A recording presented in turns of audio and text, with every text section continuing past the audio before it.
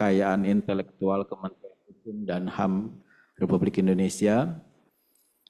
Mbak Meli sebagai moderator, Bapak Ibu dosen kimia, dan ada di Zoom.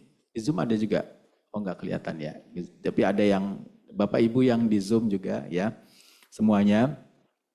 Alhamdulillah, puji syukur kehadirat Tuhan Yang Maha Esa kita panjatkan pada pagi hari ini kita bisa bertemu dalam sebuah kegiatan yang sangat positif, yaitu membangun daya saing riset melalui penulisan paten dalam rangkaian workshop penulisan paten.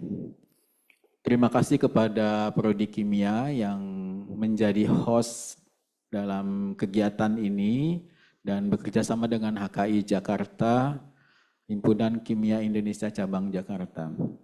Kami dari HKI sangat senang ya, sangat bangga gitu ya, aktivitas akademik yaitu salah satunya penulisan paten ini bisa terlaksana sesuai dengan memang ada beberapa program yang diusulkan dari masing-masing host di universitas yang masuk ke HKI Jakarta dan Kimia UNJ kemarin bersedia untuk melakukan workshop paten. Alhamdulillah mungkin kami sampaikan juga ya, baik buat Bapak Ibu untuk perkembangan HKI Jakarta. Kemarin kita alhamdulillah dari tim HKI Jakarta sudah mengikuti kegiatan FKJKI, kongres dan seminar di Semarang di Undip. Alhamdulillah kami juga ke sana dalam rangka untuk menjalin kerjasama dengan himpunan dengan HKI Pusat ya gitu. Maksudnya bukan kerjasama, jadi kebetulan karena saya di Dekanat FMIPA dan kita akan tahun depan itu akan ada International Conference yang hostnya itu HKI Jakarta dan Jawa Barat Banten. Maka dalam hal ini juga FMIPA mendukung untuk kegiatan tersebut. Oleh karena itu kita juga menjalin kerjasama ya antara Dekanat FMIPA dengan Himpunan Kimia Indonesia dan alhamdulillah direspon positif. Jadi insya Allah tahun 2026 kebetulan hostnya juga Kimia UNJ ya. Siap semuanya ya membantu ya.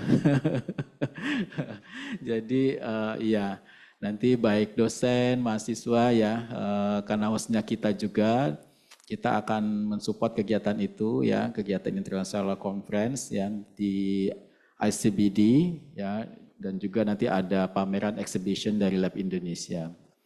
Dan alhamdulillah itu responnya positif dan mudah-mudahan bisa kita persiapkan sebaiknya.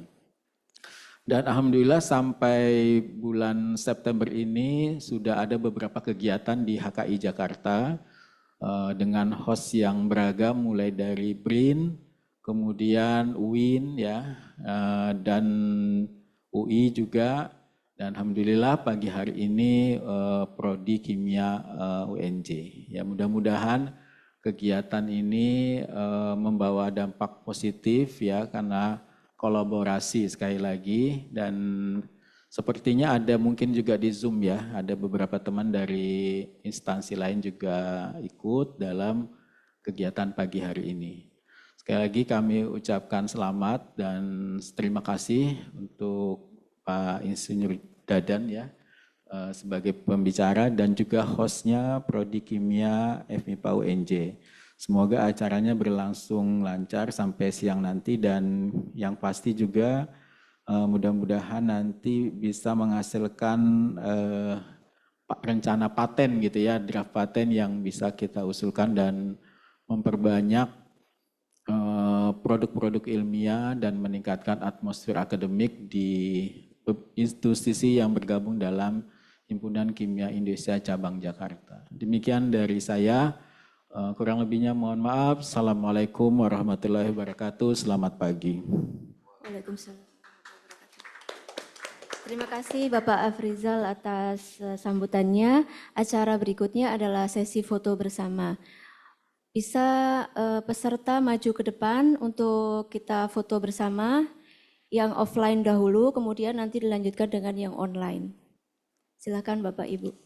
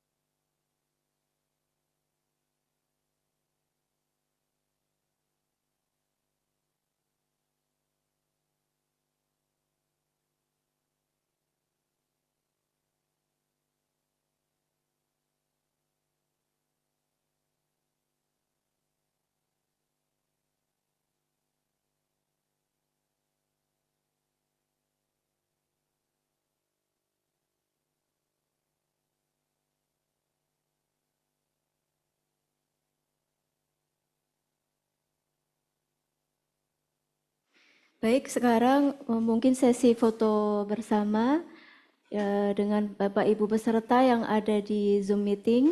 Selamat pagi Bapak Ibu, silakan kameranya dinyalakan. Kita akan foto bersama.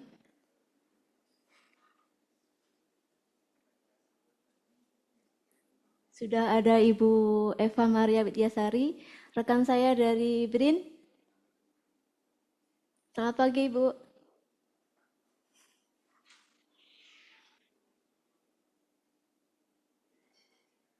Oke Mas, sepertinya yang Selamat on cam cuma pagi, Bu sedikit, Mei. kita langsung foto saja ya.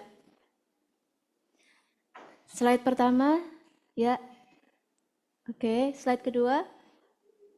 Oh, cuma ada satu slide. Baiklah, terima kasih. Oke, sebelum kita beranjak ke pemaparan materi, izinkan saya untuk membuka hari ini dengan pantun. Tapi saya nyontek dulu.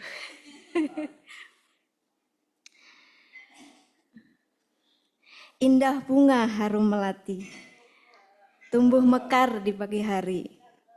Ilmu paten kita pelajari agar inovasi semakin dihargai. Gitu. Baik Bapak, untuk durasi pemaparan materi nanti selama 1 jam 45 menit, dilanjutkan dengan sesi diskusi, tanya jawab. Kemudian kami sudah mengumpulkan ada beberapa draft paten yang nanti bisa dikonsultasikan dengan Bapak. Kemudian kira-kira nanti sesi konsultasinya juga durasinya 1 jam 45 menit, semoga cukup ya, karena ada sekitar 2 draft paten yang akan kita bahas. Itu, silahkan kepada Bapak Dr. Insinyur Dadan Samsudin, MSI, dipersilahkan.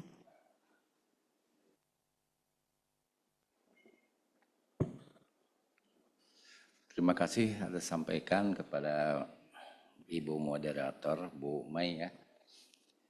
Yang saya hormati Kaprodi Kimia, Bu Vera ya.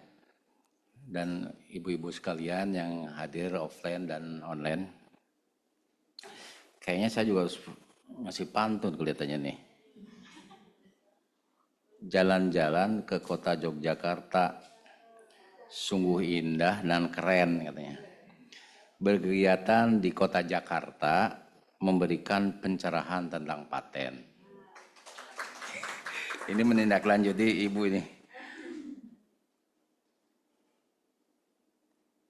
Satu lagi nih Bu, dari Blitar mencari rekan sejawat, hobinya makan. Mari belajar ilmu paten, hutang di rumah sejenak kita lupakan. Baik, pada kesempatan kali ini saya sangat berbahagia sekali bisa ketemu. Ini banyak kan ibu-ibu ya. Ibu-ibu dan bapak yang di belakang dan yang hadir offline dan online. Ini pertama kali saya, Ibu Prof, bisa di sini. Biasanya di yang lain ya, di universitas yang jauh-jauh, ini malah di dekat. Saya terus terang baru kali ini di UNJ. Terima kasih atas kesempatannya bisa hadir di sini. Pada kesempatan ini saya akan berbagi pengetahuan ya Bu ya, karena saya di pemeriksa paten, ya bisanya ya berbaginya tentang pemeriksaan paten, yaitu teknik penulisan spesifikasi paten. Next, ini operatornya siapa ya? Kalau bisa dari saya bisa ini bisa nggak? Oh bisa bilang next. Baik, nih tak kenal maka tak sayang. Saya dari background saya dari kimia tekstil Bu, dari Sekolah Tinggi Teknologi Tekstil dari Bandung. Kemudian saya masuk tahun 95 udah 30 tahun di Direktorat Paten. Ini udah pangkatnya udah pangkat mentok ya. Kemudian S2 saya di UI ya, cuman ngambilnya nggak linear, saya ngambilnya di administrasi. Ini nomor HP saya, barangkali nanti ada yang mau ditanyakan selesai acara yang masih belum jelas, silakan tanyakan. Atau misalnya mau konsultasi terkait dengan Pak, yang permohonan ini misalnya saya kok belum ini nih, nanti mungkin saya bisa bantu seperti itu. Baik, next. Nah, sedikit saya akan berbicara tentang paten ya. Memang kendala yang dihadapi oleh tadi seperti Ibu bilang ya, Bu Mai, bahwa dosen itu kan bisanya nulis atau buat jurnal atau misalnya buat paper ya. Tapi kok buat paten kok kelihatannya susah sekali sih katanya. Udah permohonannya lama, kemudian ini kadang-kadang dari pemeriksa juga terus-terusan misalnya kan kok nggak jelas. Ya. Memang salah satu kendala, sebentar saya tes dulu. Salah satu kendala dari permohonan paten ini adalah membuat spesifikasi patennya. Itu salah satu kendala yang memang dirasakan bukan dari UNJ saja, ini dari semua dosen. Karena apa? Dosen ini kan gini Bu, apalagi orang kimia ya, kimia itu biasanya Prof ya, membuktikan hipotesis A plus B sama dengan misalnya AB misalnya. Tapi kalau paten itu tidak begitu. Paten itu A plus B sama dengan AB plus X. Nah, X itu apa? Ketika di industri ada X. Kenapa misalnya? Kenapa hipotesis A plus B itu enggak AB gitu kan? Nah, ternyata ada permasalahannya. X-nya itu permasalahan. Ada suatu permasalahan yang memang tiba-tiba muncul seperti itu. Nah, makanya paten itu hadir untuk menyelesaikan permasalahannya itu dari situ.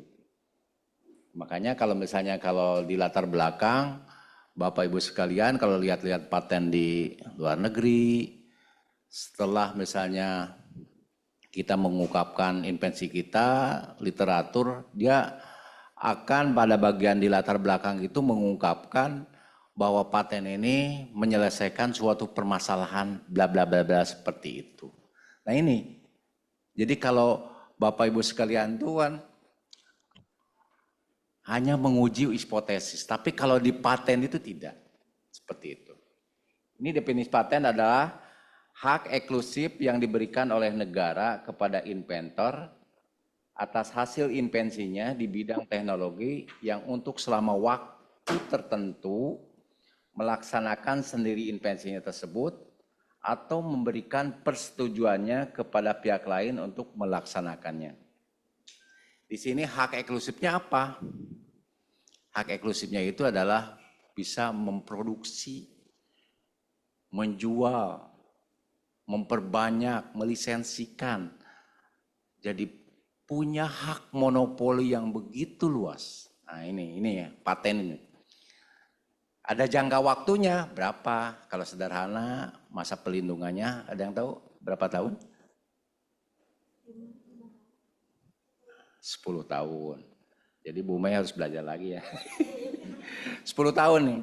Kalau sederhana 10 tahun, kalau paten biasa 20 tahun. Dan selama masa pelindungan itu harus bayar pemeliharaan. Nah itu ada tarifnya semua ya. Cuma dari universitas, dari lembaga pemerintah itu 5 tahun pertama adalah free ya. Free jadi gratis gitu. Jadi ada stimulus dari kantor. Jadi selama jangka waktu tertentu untuk melaksanakan invensinya. Kemudian ini bisa memberikan persetujuannya kepada pihak lain untuk melaksanakannya, bisa membuat lisensinya. Seperti itu. Oke, next.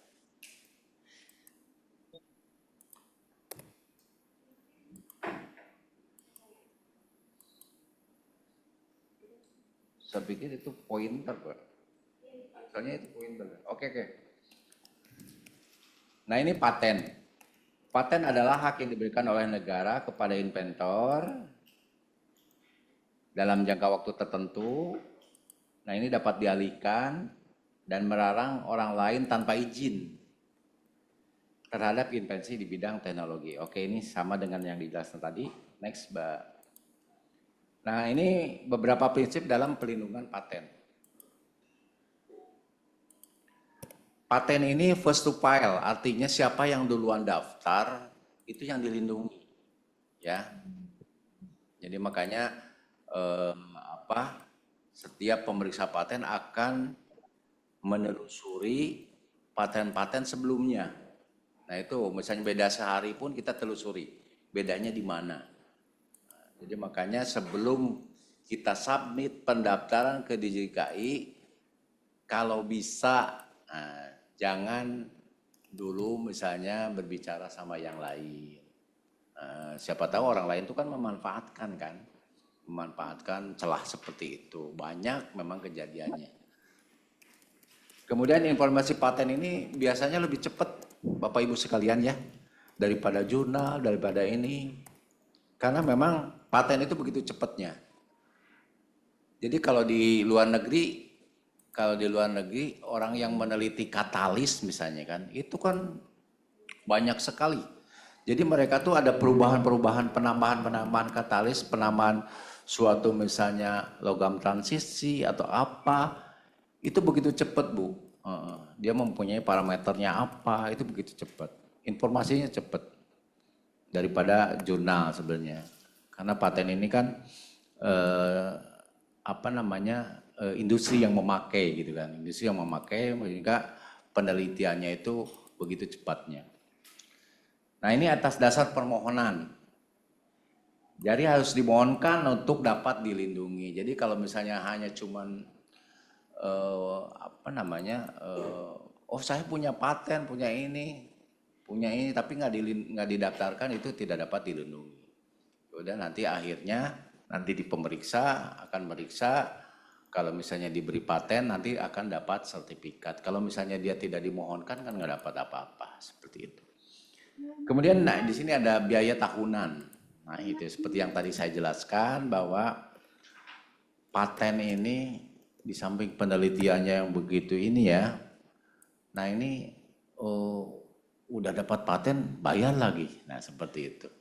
Nah ya seyogianya bahwa paten yang kita daftarkan, yang kita ini tuh harus ada pembelinya, harus ada orang yang make sehingga kita dapat lisensinya, dapat royaltinya seperti itu.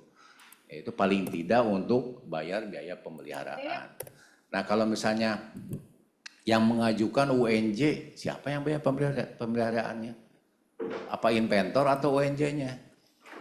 Tentunya pemegang patennya yaitu UNJ. Jadi Bapak Ibu bisa misalnya kan menjual, tapi harus izin juga ke UNJ seperti itu. Belum Bu Meh, balik lagi. Nah, kemudian pemeriksaannya universal. Artinya begini, pemeriksa akan mengecek ke seluruh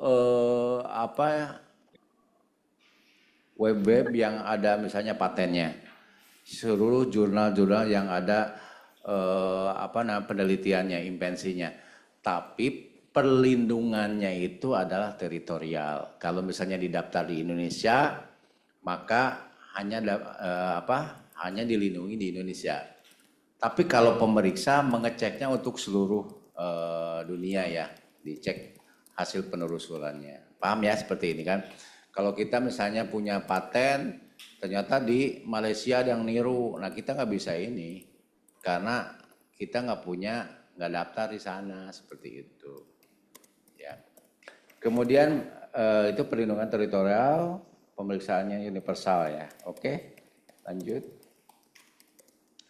Nah di Permen Kumham nomor 38 2018 tentang permohonan paten ada syarat-syarat minimum. Pertama, formulir pendaftaran paten ini sudah disiapkan biasanya sama LPPM, sama Prodi. Kalau di sini Prodi ya, atau yang LPPM ya, yang tetap LPPM ya Bu Vera ya. Kemudian kita harus menyiapkan spesifikasi patennya dan biaya permohonan ini mungkin dari UNJ. Ini syarat-syarat minimumnya. Nah, ketika kita punya ide, kemudian terhadap suatu invensi, maka kita harus dituangkan menjadi spesifikasi itu. Bisa proses, bisa metode, bisa produk, bisa yang lain-lainnya seperti itu. Jadi memang tidak hanya suatu benda aja, tapi kita harus buat suatu deskripsinya, harus buat spesifikasinya. Nah ini spesifikasi ini merupakan dokumen legal nantinya kalau udah diberi paten ya. Kemudian memiliki susunan dan format penulisan yang spesifik ya. Ini ada di Permenkumham tadi, cara-cara penulisannya seperti apa. Nah ini dasar hukumnya ada di sini di pasal 24, 25 Undang-Undang Paten 65 tahun 2024. Kemudian di Permenkumham nomor 38 2018. Lanjut Bu. Nah, pentingnya penulisan spesifikasi paten ini pertama adalah permohonan paten diajukan secara tertulis. Karena secara tertulis tentunya kita perlu spesifikasi yang ditulis seperti itu. Kemudian kantor paten memeriksa spesifikasi permohonan bukan perwujudan konkret invensinya. Jadi ke sana tuh nggak dibawa tuh produknya, enggak. Bisa dibawa cuman hanya untuk misalnya ke pemeriksaan ini buktinya Pak ini alatnya seperti ini nih supaya lebih memperjelas pemeriksa nanti dijelaskan seperti ini alatnya tapi yang didaftarkan adalah spesifikasinya. Kemudian permohonan dapat dianggap ditarik kembali jika tidak memenuhi persyaratan fisik, ukuran kertas, margin penulisan dan lain-lainnya. Ini ada aturan tersendiri, ada template-nya. Kemudian permohonan dapat dianggap ditarik kembali atau ditolak jika tidak ditulis secara jelas dan lengkap. Artinya gini, jelas tuh bagaimana sih Pak? Nanti dijelaskan di ini, tapi sekilas. Jadi kategori yang bisa dipatenkan itu adalah produk. Produk ini bisa alat, bisa komposisi, bisa senyawa, bisa sistem ya. Kemudian satu lagi adalah proses atau metode. Nah, ketika kita mendaftarkan suatu produk, tentunya produk itu harus menjelaskan karakteristik dari produk itu sendiri. Misalnya kalau komposisi harus menjelaskan suatu presentasinya bagaimana, misalnya komponen-komponen komposisinya seperti apa. Kemudian kalau alat, dia harus menjelaskan alat-alat itu apa aja gitu, komponen-komponen alat itu apa aja. Kemudian kalau proses apa? Kalau proses itu adalah aktivitasnya. Bu Yusmania tadi udah kita perlihat ya Bu ya, bahwa ada metode. Nah metode tentang elektrodefolisis ya Bu ya. Nah itu kan berarti metode, berarti Ibu harus menjelaskan tentang aktivitasnya sampai menghasilkan suatu produk itu tuh aktivitasnya apa. Jadi dijelaskan A sampai menghasilkan suatu produk itu. Permohonan tidak dapat diamandemen melampaui lingkup pelindungan seperti yang telah diajukan dalam permohonan semula. Nah, makanya ketika Ibu Bapak mengajukan paten, di uraian lengkap itu kalau bisa hasil-hasilnya diungkapkan secara utuh aja. Hasil penelitian. Jadi kalau paten itu nggak boleh spekulatif ya. Jadi artinya gini, spekulatif misalnya di uraian singkat invensi itu dijelaskan bahwa produk yang dihasilkan adalah memiliki suatu kemampuan yang luar biasa seperti itu ya. Tapi nggak ada datanya di uraian lengkapnya. Misalnya nggak didukung sama penelitiannya, uji-ujinya mana, itu namanya spekulatif. Nah, supaya Bapak Ibu misalnya bisa menuangkan ketika misalnya ada dokumen pembanding yang terdekat, nah di uraian lengkapnya itu harus dijelaskan secara lengkap hasil-hasil penelitiannya seperti itu. Oke, next. Nah, untuk siapa ini spesifikasi paten ini dibuat? Nah, pertama kantor paten tentunya untuk pemeriksa ya. Pemeriksa akan melihat dokumen-dokumen ini sebagai dokumen legal tadi. Apakah misalnya sudah memiliki patentabilitasnya, sudah baru, atau misalnya memiliki langkah inventif dan atau dapat diterapkan dalam industri. Ini tentunya pemeriksa paten. Kedua adalah di pengadilan ini, kalau terjadi pelanggaran. Ini akan dilihat, sekarang hakim-hakim udah paham, misalnya klaimnya mereka baca semua, ini kadang-kadang alatnya suka dibuktikan di ini pengadilan. Jadi dicek, kadang-kadang beda fitur aja itu dianggap pasti dibilangnya itu dikesampingkan. Misalnya klaimnya seperti ini tapi alat ini, ini nggak sesuai dengan apa yang ditulis Anda seperti itu. Itu banyak sekali kejadian seperti itu. Kemudian masyarakat tentunya. Masyarakat ini bisa lisensi, orang peneliti ya, kalangan pengusaha, lisensor misalnya kan, kompetitor dan komponen masyarakat lainnya. Banyak sekali kompetitor. Jadi mereka kadang-kadang ada yang memang kerjaannya itu misalnya mencari-cari banyak gitu. Kadang-kadang misalnya paten ini dihasilkan misalnya dari, biasanya yang banyak bertuburukan ini tentang alat ya, mekanik atau elektro. Dia membuat suatu alat tertentu. Kemudian kok mirip dengan punya saya, dia saling gugat seperti itu. Itu kadang-kadang banyak sekali hal-hal yang memang terjadi itu di pengadilan seperti itu. Nah ini spesifikasi itu ada deskripsi. Deskripsi ini dari mulai judul ya, judul, bidang teknik invensi, latar belakang invensi, uraian singkat invensi, kemudian uraian singkat gambar jika ada ya. Di kimia mah biasanya ya Bu ya, Prof ya, diagram alir biasanya ya. Kalau di kimia kan jarang ada gambar-gambar ini. Kemudian uraian lengkap ini sampai ini namanya deskripsi. Deskripsi ini memuat suatu informasi-informasi tentang invensi terdahulu atau invensi yang kita sedang ajukan. Itu penting sekali, ini berisi informasi. Kemudian klaim. Nah, klaim ini adalah hal yang paling penting. Nah, di klaim ini ada batasan-batasan yang kita akan klaim. Jadi misalnya tadi kalau komposisi misalnya suatu komponennya X misalnya kan, dia harus memiliki perbedaan dengan yang lain, dikasih batas misalnya. Komponennya misalnya 5 sampai 10%, berarti ya udah di situ dia punya kita itu. Seperti itu.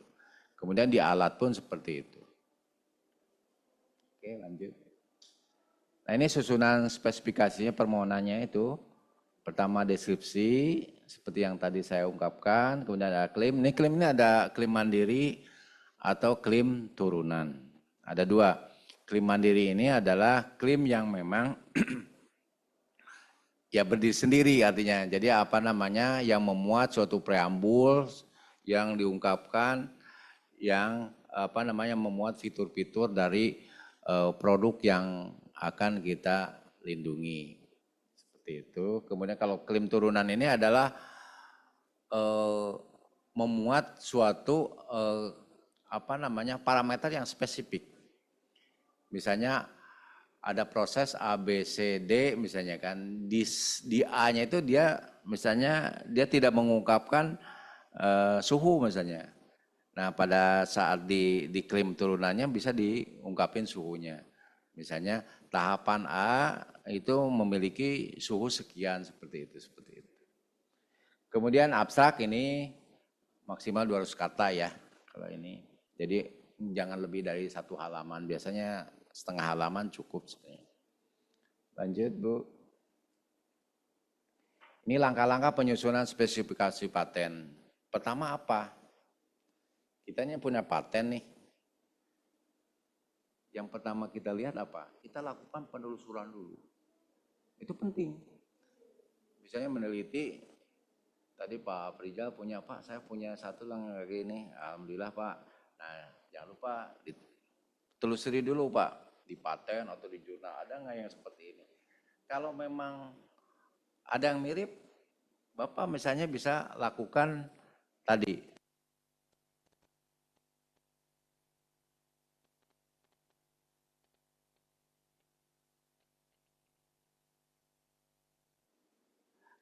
Ada memang fitur yang memang tidak saya tambahkan, tidak sama ini. Nah itu bisa tambahkan fiturnya.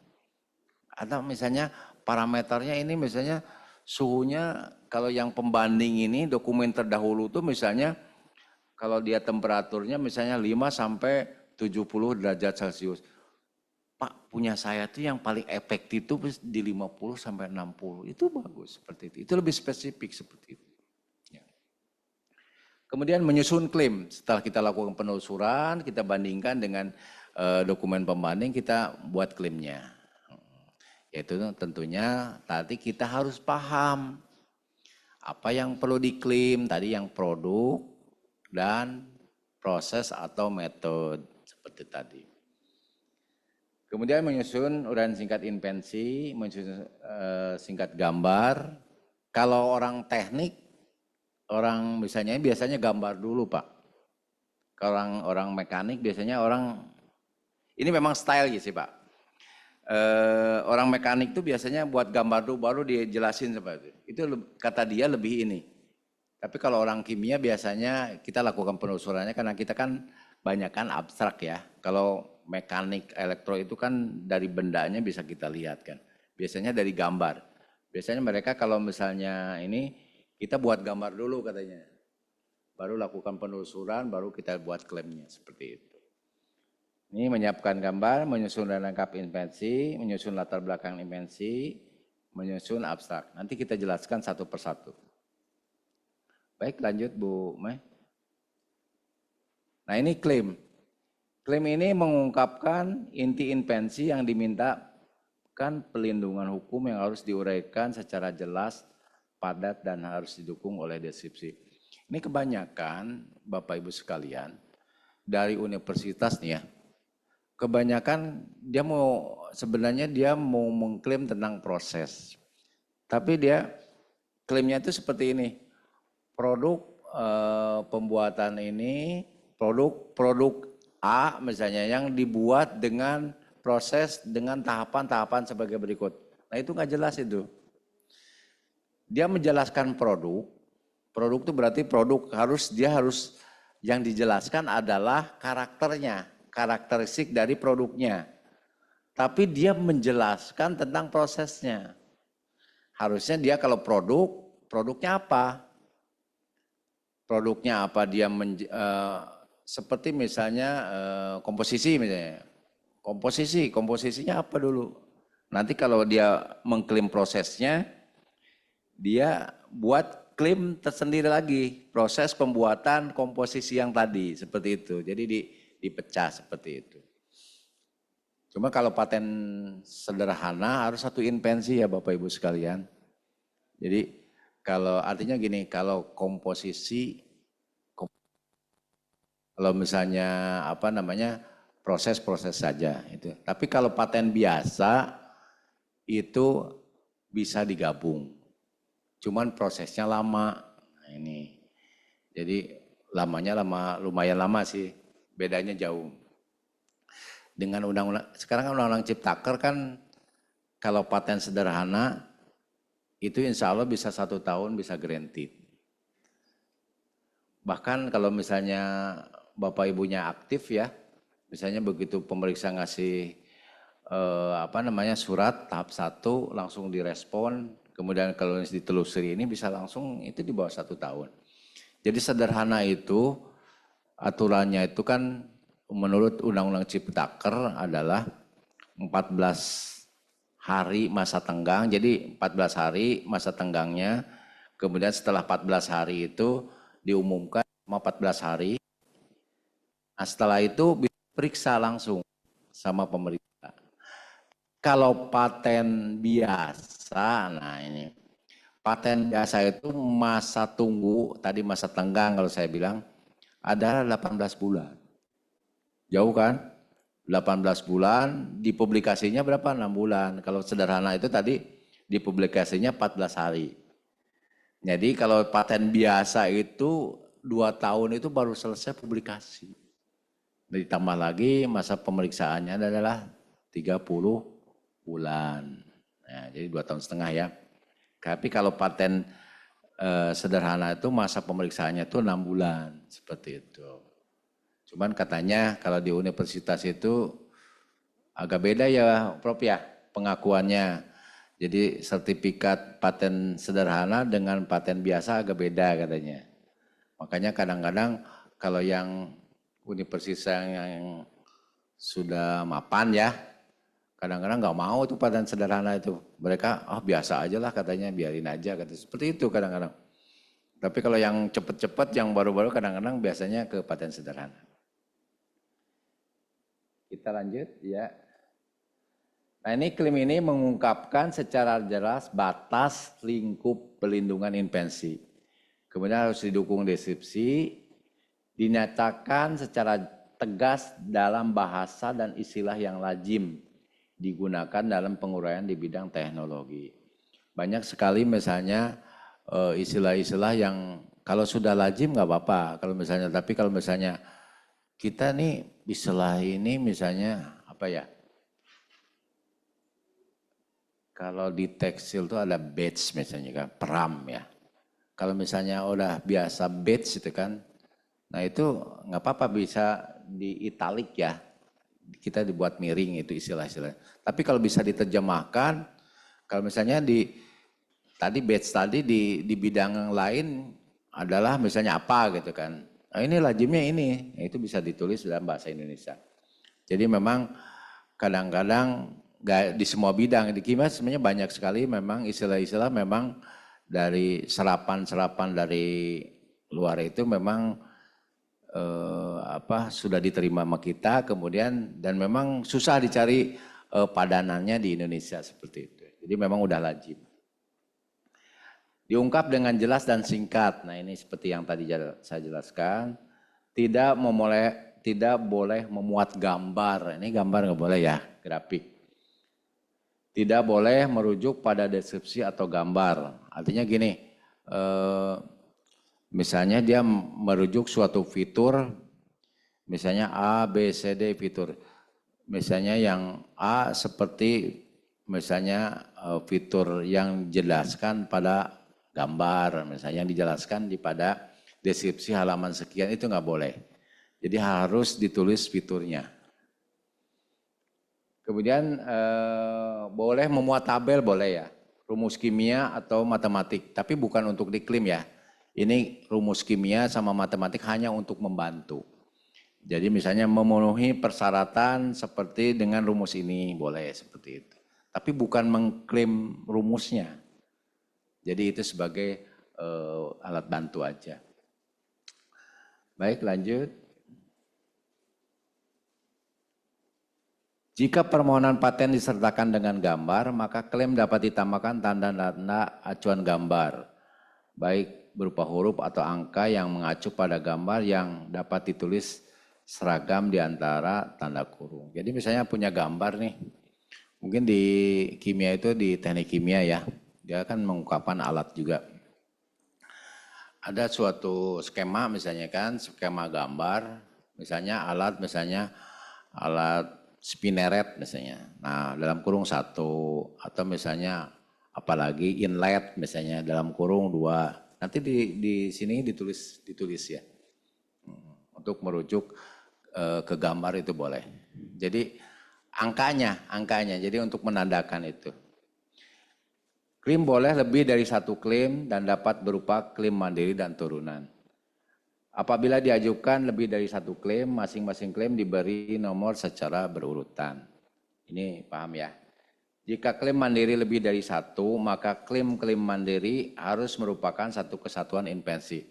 Artinya begini, misalnya komposisi X untuk menghasilkan suatu produk misalnya. Nah kemudian ada lagi tadi komposisinya, kemudian ada proses pembuatan komposisi X yang tadi. Nah itu boleh, itu satu unity. Kemudian alatnya juga bisa. Alat untuk membuat komposisi X tadi. Nah itu satu kesatuan invensi. Jadi bisa dibuat satu permohonan itu di paten biasa. Tapi kalau paten sederhana nggak boleh. Paten sederhana itu harus satu invensi. Artinya satu kategori, ya satu klaim mandiri ya seperti tadi. Ya. Jelas ya Bu ya tentang paten klaim mandiri sama klaim untuk sederhana dan biasa. Lanjut Bu. Nah ini format klaimnya. Klaim memiliki 3 bagian, diantaranya preambul. Kemudian ada prasyarat transisi, bagian penghubung dan bodinya. Nah ini strukturnya seperti ini. Oke, next. Preambul di sini adalah ini seperti produknya nih. Nah ini suatu peralatan untuk memasak nasi ini preambul namanya. Kalau di kimia misalnya komposisi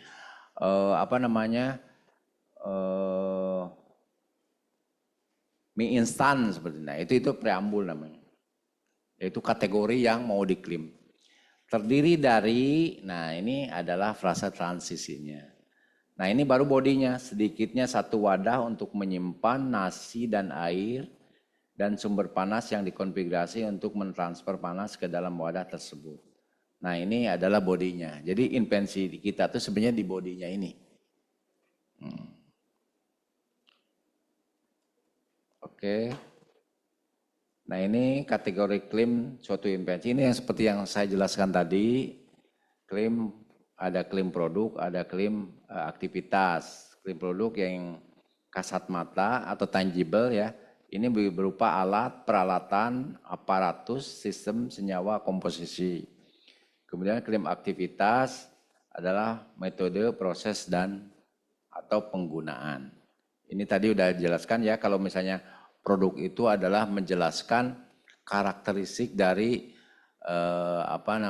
identitas daripada produk itu sendiri, karakter dari produk itu sendiri. Kemudian kalau metode yaitu aktivitasnya. Jadi menghasilkan suatu produk itu dari mulai awal sama ini gimana sih prosesnya seperti itu. Tahapannya seperti apa. Lanjut Bu. Ini jenis klaim dari suatu invensi, tadi sudah saya jelaskan, ada klaim mandiri, ada klaim turunan. Oke, lanjut. Nah ini contoh klaim mandiri dan klaim turunan. Klaim 1, apa nih, klaim turunan apa mandiri?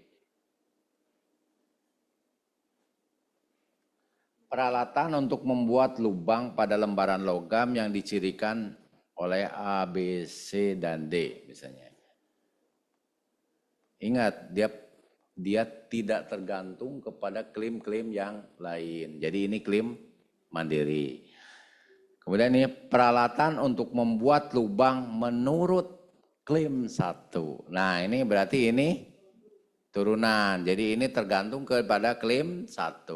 Pinter.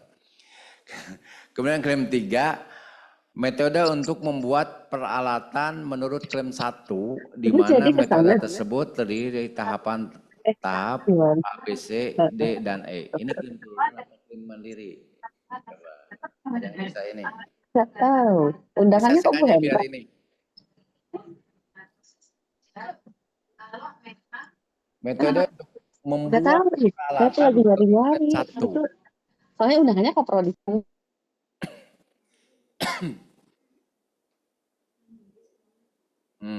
Ada yang mandiri, ada yang turunan.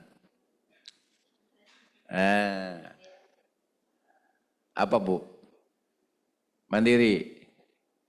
Prop, turunan. Nah, ingat Bu, ini kategorinya berbeda. Jadi kategorinya berbeda. Di sana tuh membicarakan tentang peralatan. Nah, sedangkan di sini metode.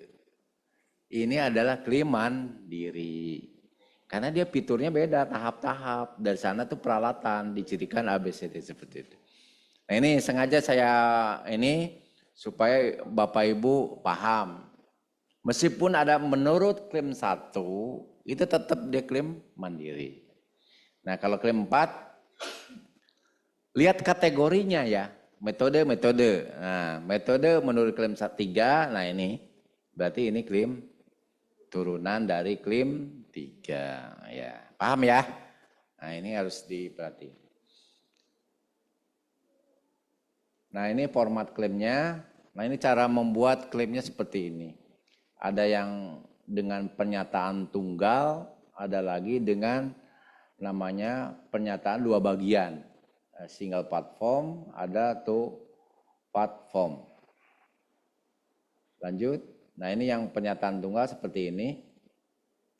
Suatu komposisi X yang terdiri dari suatu komponen A sebesar 3-5%, komponen B sebesar 6-7%, dan komponen C sebesar 85 hingga 93%. Ini cuma segini aja. Ini namanya tunggal ya.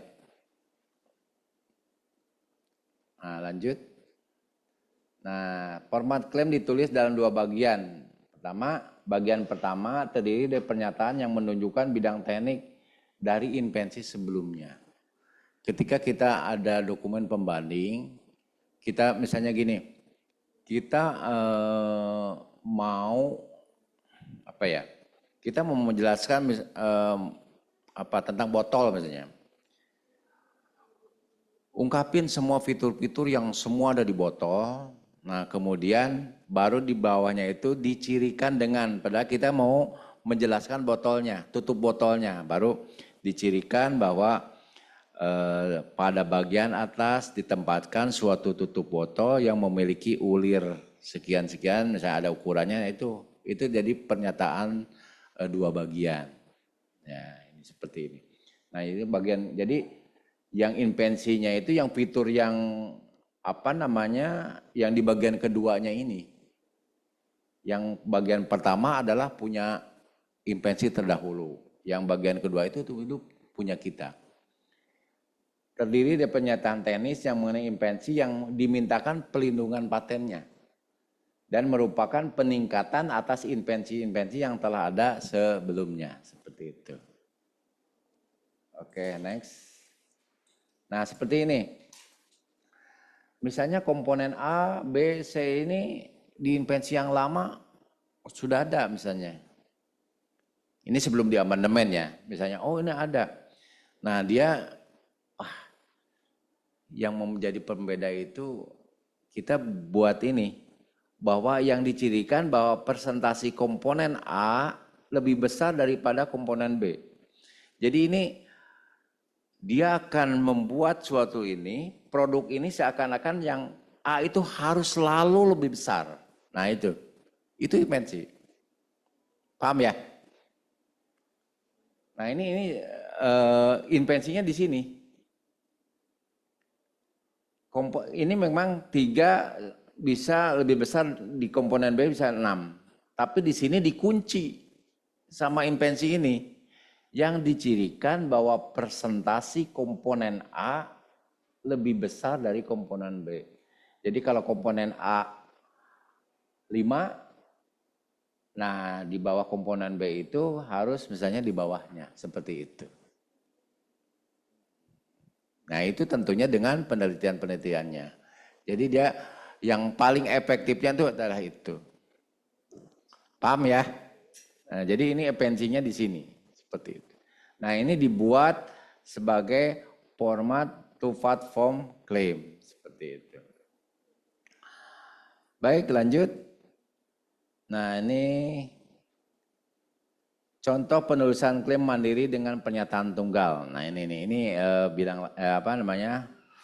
produk lain ya. Suatu kayu lapis yang tersusun dari 3 lapisan, yaitu lapisan atas dari kayu pohon karet, lapisan tengah dari kayu albizia falsata, dan lapisan bawah dari kayu pohon karet yang saling terekatkan secara berurutan dengan bahan perekat tanin, urea atau melamin. Di sini invensi terdahulu dan invensi yang punya kita tergabung menjadi satu. Ini satu kan, jadi memang ini dia punya keyakinan bahwa paten ini memang baru misalnya kan. Jadi makanya dibuat suatu pernyataan tunggal. Nah ini untuk contoh yang pernyataan klaim mandiri pernyataan tunggal. Oke, next. Nah ini kalau dibuat 2 bagian seperti ini. Ternyata yang memang barunya ini adalah di lapisan atas dan bawah tersebut adalah kayu pohon karet dan lapisan tengah adalah kayu ini, albizia ini. Jadi yang di atasnya itu dianggap memang sudah biasa gitu kan. Jadi kayu lapis ini, lapisan atas, lapisan tengah, dan lapisan bawah terekat satu sama lain dengan bahan perekat tanin, urea, dan melamin ini atau melamin ini sudah biasa. Orang yang ahli di bidangnya itu sudah mengetahui, sudah dapat menduga bahwa kayu lapis ini selalu ada perekatnya. Kemudian ada urea atau melamin seperti itu.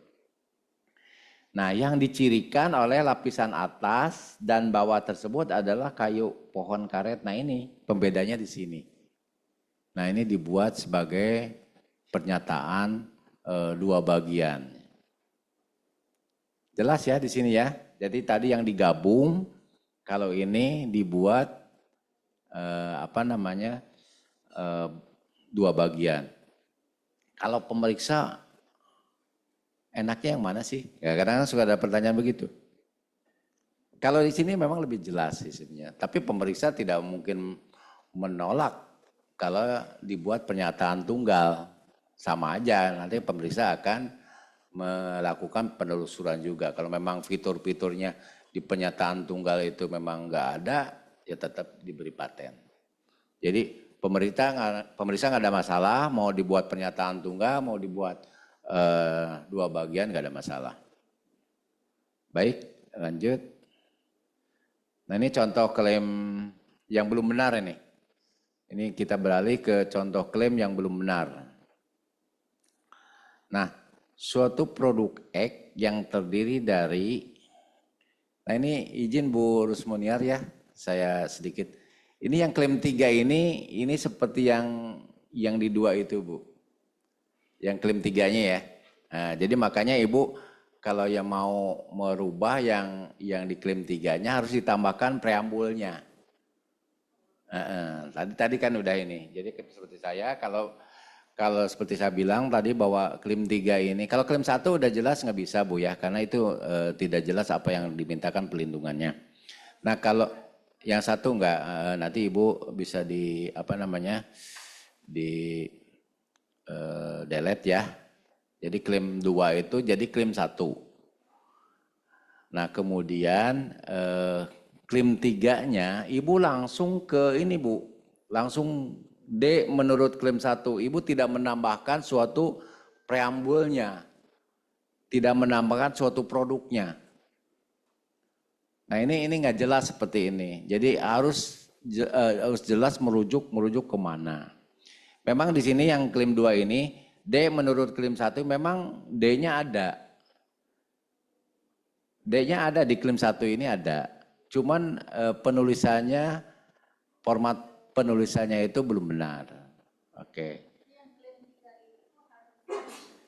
Metode, Ibu tambahin dulu metode pembuatan bla bla bla bla ini sesuai dengan klaim 1 nanti di mana bla bla seperti. Ya. Nah ini sama dengan contoh ini. Balik lagi Bu, punten.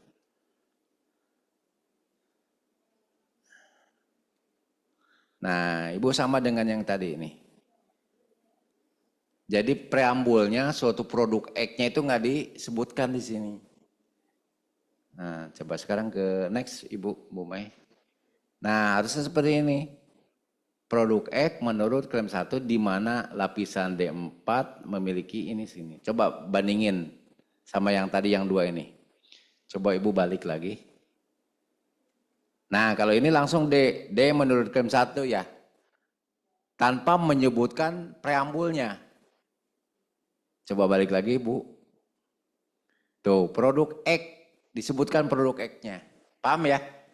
Ini kalau 2 layar enak sih. Nah, harusnya klaimnya seperti ini. Ini makanya saya buat contoh biar yang Bu Yusminiar tadi bisa melihat ya Bu ya ke sini. Ya. Paham ya di sini? Jadi jangan lupa kalau kita merujuk ke klaim mandiri harus disebutkan klaim mandirinya itu produknya apa. Jadi produk X menurut klaim 1, produk X menurut klaim 2, nah ini 3 merujuk ke klaim 2, boleh nggak apa-apa. Seperti itu. Produk X menurut klaim 1 balik lagi ke sana boleh. Oke, next.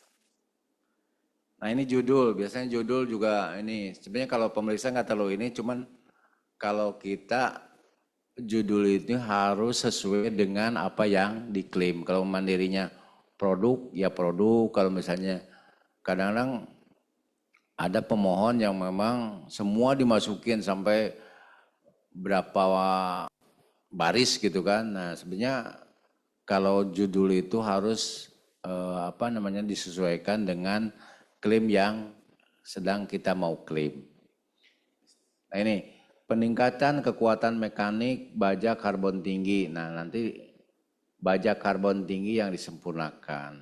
Seperti itu. Ini yang kanan ini yang perbaikannya. Efisiensi kinerja mesin pencacah jagungnya. Jadi kita harus jelaskan kategorinya ya. Preambulnya ini. Mesin pencacah. Jadi subjeknya di situ. Subjek matternya adalah mesin pencacah. Kalau di sini efisiensi kinerja mesin pencacah jagung. Nah ini kayak jurnal seperti ini kan, efisiensi ini. Nah kita nanti rubah mesin pencacah jagung yang ditingkatkan seperti itu. Karena di sini sebenarnya efisiensi kinerja mesin pencacah ini yang menjadi subjek utamanya adalah mesinnya. Ya. Sistem peningkatan ketahanan atap GFRV di ruang terbuka. Nah, jadi metode peningkatan sistem sebenarnya boleh, cuman sistemnya nggak ini ya. Metode peningkatan kekuatan atap GFRF di ruang terbuka. Metode pembuatan makanan cepat saji dengan sistem elektronik. Metode pembuatan makanan cepat saji yang disempurnakan seperti itu. Jelas ya kalau judul ini. Kadang-kadang ada di luar negeri ada kalau Ibu pernah search di EPS Pasnet, judulnya cuma komposisi aja. Itu boleh, seperti itu. Tapi jelas dia yang diklaim itu diklaimnya itu adalah komposisi benar. Itu boleh sebenarnya nggak masalah. Jadi tidak ini yang nggak boleh itu misalnya diklaimnya dia menjelaskan proses tapi judulnya komposisi seperti itu. Yang ada tuh Bu. Kalau searching misalnya, kita di EPS Pasnet, Pak, langsung komposisi, ada cuma komposisi saja. Seperti itu. Baik, lanjut. Nah, kita ke tentang spesifikasi. Jadi spesifikasi ini sesuai dengan Permen Kumham nomor 38 2018 ini, pertama setelah judul tadi, ini ada bidang teknik invensi. Sebenarnya invensi ini cuma mencakup pengertian dalam judul sebenarnya. Kalau misalnya invensi ini berhubungan dengan tulis aja yang judul aja nggak apa-apa sebenarnya. Misalnya invensi ini berhubungan dengan komposisi apa misalnya mie instan misalnya. Invensi ini berkaitan dengan komposisi mie instan, itu seperti itu cukup. Kecuali kalau kita mau menambahkan suatu yang dapat meningkatkan misalnya daya imun misalkan seperti itu. Lanjut. Nah ini penting sekali, ini latar belakang invensi Bapak Ibu sekalian. Ini menjelaskan perayaan terdekat. Biasanya Bapak Ibu misalnya meneliti suatu komposisi tadi mie misalnya, mie instan. Jadi kita menjelaskan mie yang selama ini tuh bagaimana gitu kan.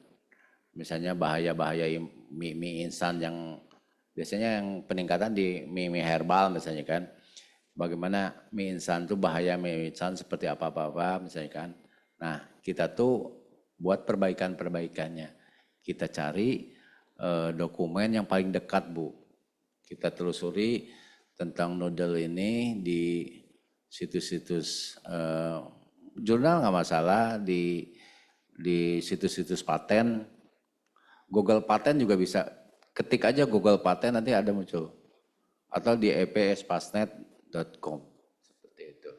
Nah itu nanti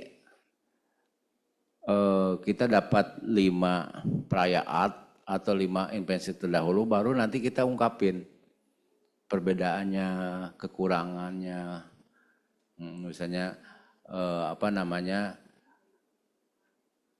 bahayanya atau misalnya atau efisiensinya di sini. Jadi mengungkapkan kelebihan invensi yang dimohonkan untuk mengatasi kelemahan. Nah ini di bagian akhir itu seperti tadi, seperti saya jelaskan di muka bahwa A plus B sama dengan AB plus X. Kalau di paten itu begitu X. Nah X-nya itu adalah mengatasi problem tersebut. Jadi misalnya X-nya ini adalah suatu problem. Nah di sini. Jadi diungkapkan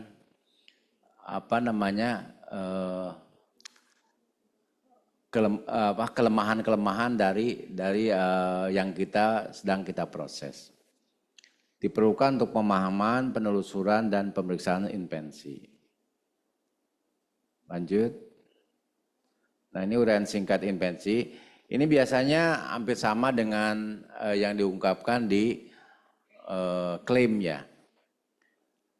Jadi pertama mengungkapkan tujuan dari invensi ini apa. Kemudian invensi ini menghasilkan peningkatan apa. Ini diungkapkan di sini. Cuman seperti yang saya bilang tadi bahwa invensi yang kita ungkapkan itu jangan spekulatif Bapak Ibu. Jadi memiliki kemampuan yang tinggi. Nah tingginya itu nanti kita buktikan. Tingginya seberapa, parameternya berapa harus kita jelaskan di sini. Kemudian menjelaskan suatu fitur-fitur esensial invensi yang memungkinkan untuk memecahkan permasalahan dari perayaan. Nah ini dapat dibuat sama dengan klaim dan fitur-fitur pada uraian singkat invensi. Pada klaim maksudnya ini. Uraian singkat invensi ini tidak lebih sempit daripada klaim. Jika lebih dari satu klaim utama, maka merupakan gabungan dari klaim-klaim utama tersebut. Jadi ini hanya mengungkapkan suatu ringkasan singkat dari invensinya. Nah, penjelasan dari uraian singkat invensi ini akan dijelaskan di uraian lengkapnya. Lanjut. Nah ini uraian singkat gambar ya kalau ada. Ini menjelaskan suatu, misalnya gambar A adalah, begitu aja untuk ini. Gambar 2A gitu ya. Jadi kalau gambarnya itu terpisah Bapak Ibu. Jadi terpisah di halaman tersendiri, jadi di lampirannya.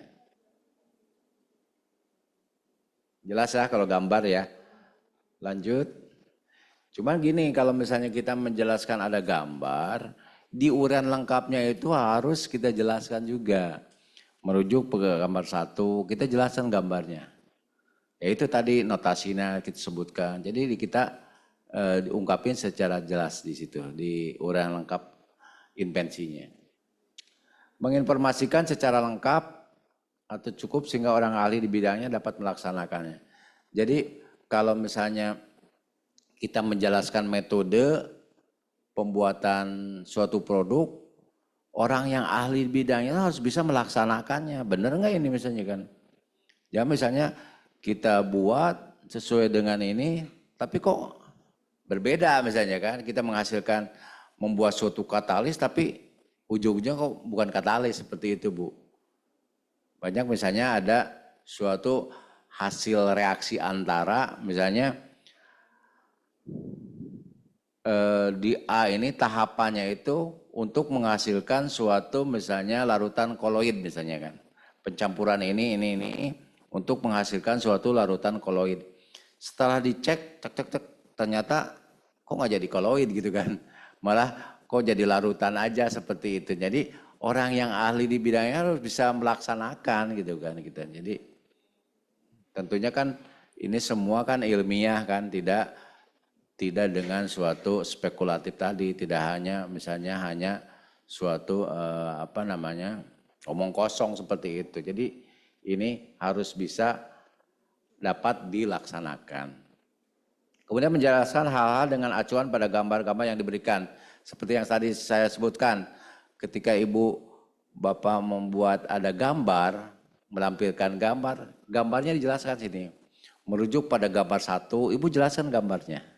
Ya, menjelaskan satu cara terbaik atau best mode untuk melaksanakan intervensi, yaitu jadi yang terbaik itu yang mana misalnya. Nah, itu biasanya yang kita klaim. Misalnya buat contoh percobaan 1 misalnya kan. Nah, itu kita sebutkan di situ. Biasanya itu yang akan kita klaim fitur-fiturnya, batasan-batasannya. Penulisan istilah, ukuran simbol dan tanda harus konsisten dengan klaim, dengan semua. Jadi harus konsisten Bapak Ibu. Jadi kalau misalnya di depan, di latar belakang kita mengungkapkan suhu, tapi di urutan lengkap ini temperatur misalnya. Nah itu harus konsisten. Semua istilahnya harus sama ya. Nah ini kalau pemeriksa biasanya terdapat ketidakkonsisten penerjemahan. Misalnya kalau dari luar negeri kan, antara istilah ini dengan istilah, mohon dapat dibuat konsisten seperti itu. Nah ini tentunya harus sistem internasional ya kalau satuan-satuannya. Banyak sekali kayak misalnya koma dan titik misalnya. Kalau di Inggris kan kalau besaran dengan titik ya. Kalau di kita tuh dengan koma ya. Seperti itu harus kita ini. Kemudian istilah-istilah kayak di kimia kan banyak kan, etilena glikol. Nah itu kan kalau orang kimia kan akan udah biasa kan yang bahasa Inggrisnya aja. Padahal sebenarnya itu udah ada serapan dalam bahasa Indonesia. Etil misalnya Y-nya itu jadi I gitu seperti itu. Itu harus sesuai dengan bahasa Indonesia. Lanjut. Nah ini abstrak. Seperti yang kita jelaskan ini yang penting abstrak itu singkat ini dan informatif, ini paling tidak ya jangan melebihi dari 1 halaman. Seperti itu. Lanjut Bu. Ini persyaratan fisik, ini sebenarnya template-nya ya. Mungkin di sini udah pada punya template ya Pak Afrizal ya. Seperti ini kan ukuran-ukurannya. Ini ukurannya ini sesuai dengan peraturan seperti ini. Ya. Cuman yang penting tidak terlalu mepet ya, kan kita juga di kantor nggak diukur yang gitu gini ya. Yang penting tidak terlalu mepet ke kanan, ke kiri seperti itu. Kemudian jangan lupa di nomor pinggirnya ada garis pinggirnya harus ada. 5, 10, 15 ini harus line numbernya harus ada. Jadi itu untuk apa? Itu untuk pemeriksa misalnya kalau ada koreksi enak gitu kan misalnya kan. Halaman sekian, baris sekian, nah, tolong diperbaiki jadi ini seperti itu. Ini persoalan fisik lainnya sama ya. Ini spasinya 1,5. Ya itu kita kan jarang ngukur juga, yang penting proporsional saja sebenarnya. Cuma aturannya memang 1,5 dengan huruf Kurir New biasanya. Lanjut Bu. Baik, Saya kira itu yang bisa saya sampaikan. Nanti kita lanjut dengan tanya jawab. Kalau misalnya ada invensi yang mau kita ini, biar kita bisa mengefektifkan waktu, silakan. Kalau misalnya Pak ini kita mau diskusi di sini, boleh kita tampilkan di sini ya Bu Vera ya, Pak Afrizal ya. Kalau Bapak Ibu misalnya punya invensi kita untuk mengefektifkan waktu, kita bisa di ini, bisa tampilkan. Baik, saya kira itu dari saya, paparan dari saya. Mohon maaf apabila ada hal-hal yang kurang berkenan. Billahi taufiq wal hidayah. Wassalamualaikum warahmatullahi wabarakatuh. Waalaikumsalam warahmatullahi wabarakatuh. Terima kasih Bapak atas pemaparan materinya. Kami mendapatkan pengetahuan baru yang sangat berharga. Semoga nanti akan muncul paten-paten yang akan disubmit ke LPPM. Amin. Oke, selanjutnya kita buka sesi tanya jawab. Silakan bagi Bapak Ibu yang ada di ruangan. Oke, udah ada satu. Yang ada di ruang Zoom boleh juga untuk angkat tangan atau mengetik lewat kolom chat. Ya, silahkan Ibu, siapa Bu? Ibu yang baju ya.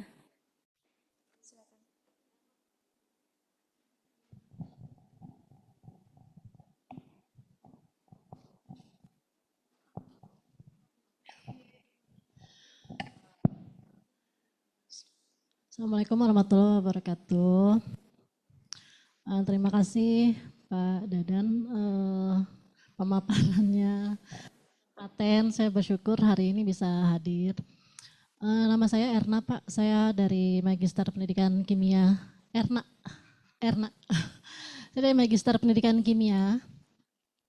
Jadi untuk paten ini alhamdulillah saya pernah Pak ngurus paten di matkul manajemen laboratorium kimia. Kebetulan Pak Afrizal yang mengampu. Jadi kita waktu itu angkatan saya 14 orang magister pendidikan kimia dan 4 orang, 4-4-nya alhamdulillah sudah berhasil dapat berkas paten itu Pak. Pada saat itu saya pemanfaatan kulit buah naga kita jadikan teh Pak. Nah jadi kulit buah naga jadi teh, jadi saya sudah dapat berkas patennya alhamdulillah. Nah mungkin setelah acara ini mungkin tesis saya Pak. Insya Allah saya lagi ngurus, lagi olah data. Jadi kalau selesai, insya Allah bulan depan saya maju sidang kelulusan, saya bisa daftarkan gitu Pak. Yang mau saya tanyakan, untuk paten bidang pendidikan seperti apa ya Pak? Karena dari tadi kan ceritanya tentang kimia gitu ya Pak ya. Kalau yang bentuknya pendidikan bagaimana? Karena saya kan di sini, di tesis ini saya merancang aplikasi mobile learning Pak, dengan mobile learning. Jadi mobile learning integrate with augmented reality Pak, berbasis AR. Jadi pembelajaran ini kan abstrak ya Pak ya. Jadi misalkan molekul CO2 nih, kita AR-kan, jadi peserta didik bisa melihat molekul-molekul gas rumah kaca. Jadi kebetulan saya tentang global warming Pak. Terus itu yang pertama, bagaimana paten pendidikan seperti apa gitu ya Pak. Kemudian yang kedua mungkin dampak dari patennya di Indonesia seperti apa sih Pak yang sudah berjalan gitu ya, karena saya nggak tahu ada berapa banyak paten di Indonesia. Kalau di luar mungkin paten itu sangat berdampak ya Pak ya, maksudnya ketika ada inovator yang punya paten, kemudian dimanfaatkan di dunia industri sangat berdampak luas gitu Pak kalau di luar ya. Tapi kalau di dalam negeri seperti apa Pak dampaknya? Apalagi sekarang Kemendikti-Saintek tagline-nya kampus berdampak gitu ya Pak. Itu di Haki bagaimana Pak? Seperti itu. Demikian dari saya. Assalamualaikum warahmatullahi wabarakatuh. Terima kasih. Waalaikumsalam warahmatullahi wabarakatuh. Kita simpan dulu atau langsung mau dijawab? Oh dijawab aja. Baik. Saya yang Ya, Bu Erna tadi mempunyai 2 pertanyaan Pak. Kami kan di kimia ini ada rumpun ya Pak, jadi rumpun itu ada kimia murni campur dengan kimia pendidikan. Nah Bapak tadi kan menerangkannya, contohnya kebanyakan kimia murni sepertinya. Pendidikannya yang ditanyakan oleh Ibu Erna itu seperti apa contohnya? baik Bu Erna, memang kalau paten ini yang memang invensi-invensi yang seperti yang tadi saya jelaskan. Nah, untuk yang pendidikan itu mungkin bisa dikasih contoh ya, seperti apa memang sekarang memang banyak yang kayak AI seperti Ibu jelaskan itu memang ada Jadi CII ya, nah, kalau itu kan memang ke elektro ya. Nah, kalau misalnya ini yang penting invensi itu adalah memiliki suatu fitur-fitur pembeda dan menyelesaikan suatu permasalahan. Nah itu sebenarnya bisa dipatenkan seperti itu. Cuman saya belum tahu nih contohnya seperti apa, Ibu yang seperti apa nih contohnya bentuknya. Jadi misalnya apakah itu bisa dipatenkan apa tidak gitu. Nah, aplikasi pembelajaran itu sebenarnya di hak cipta itu, Bu. Nah, itu bukan di paten. Nah, jadi kayak software juga termasuk itu adalah di di hak cipta. Nah, hak cipta sebenarnya cepet ya Pak Aprijal ya. 1 hari udah keluar 1 pikatnya, Bu. Kenapa? Iya, bisa. Itu bisa e-book juga. Jadi kalau misalnya boleh dipaten software, cuman dia harus punya komponen-komponen yang yang berfungsi gitu kan. Nah, ada suatu hardware yang yang menggerakkan dari software itu bisa sebenarnya. Tapi kalau cuma murni di aplikasi itu tidak ke paten. Ya. Terus yang kedua apa tadi? Baik Pak, kalau yang untuk bedanya haki dengan paten sederhana tadi, kalau paten sederhana itu gimana Pak tadi Pak? Jadi yang Ibu Erna itu tidak bisa memakai aplikasi mobile learningnya untuk paten ya, tapi hanya masuk ke haki. Ya, seperti Sama itu ya Pak. justru sebenarnya hak itu ada macam cabangnya ya. Jadi haki itu maksud Bu Erna mungkin di hak cipta ya mungkin.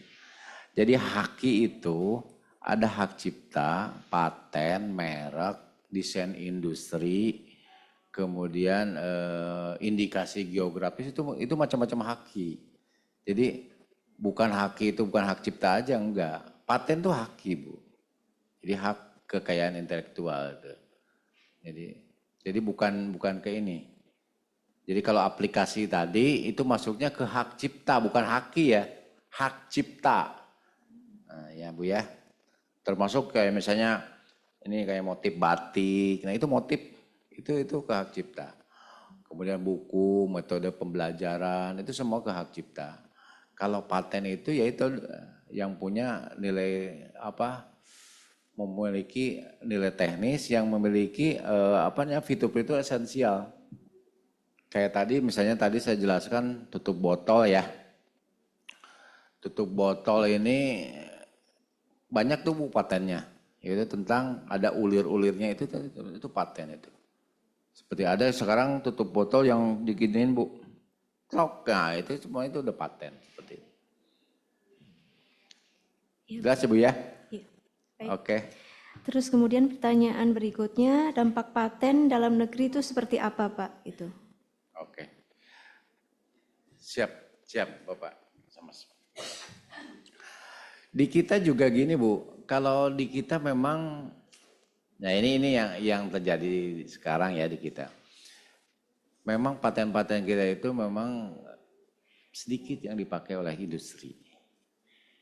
Jadi kebanyakan memang izin nih, dosen-dosen kita ini itu kan untuk KUM ya, penambahan KUM untuk akreditasi. Kalau universitas kan banyaknya kan buat paten itu untuk menambah akreditasi. Nah ini kalau di luar tuh memang udah mengarahnya memang ke industrialisasi. Itu memang sangat ini. Kayak Cina itu kan patennya itu setahun itu bisa 2 juta permohonan paten setahun. Kalau kita kan Indonesia itu kan permohonan paling banyak kan 15 ya. Pernah sampai 16.000 ya 1 tahun. Itu permohonan dalam negeri ini itu 30 sampai 40%. Jadi kalau dari 15.000 kali 3 berarti sekitar 5.000 permohonan paten. Nah itu banyakkan dari universitas. Itu 70% itu dari universitas. Itu kebanyakan universitas ini mengejar KUM. Mengejar untuk naik pangkat gitu seperti itu. Ya Bu ya, jadi memang dampaknya ada. Cuma memang kecil gitu kan. Kalau di luar memang besar, benar seperti kata Ibu tadi. Ya Bu ya? Ya. Oke, baik Ibu Erna. Lanjut di kolom chat Zoom sudah ada satu penanya, Pak. Dari Ibu Dr. Sri Yadial Halid dari Kimia UIN Jakarta. Mau bertanya, Assalamualaikum Pak, mau nanya, saya mau patenkan produk tempe saya yang dibuat dari campuran jenis kacang dengan 2 jenis starter. Dan saya kesulitan menuliskan paten. Invensi yang bisa saya klaim apa saja ya Pak? Gitu Pak. Dari Baik, Waalaikumsalam warahmatullahi wabarakatuh. Izin Bu, terkait dengan tempe tadi, itu bisa ke komposisinya atau bisa ke proses pembuatan tempenya, itu bisa. Kalau komposisinya Ibu harus jelaskan kedelainya seberapa, kemudian apa ya tadi starter ya? starter. Starter itu berarti apa namanya bahan fermentasinya ya.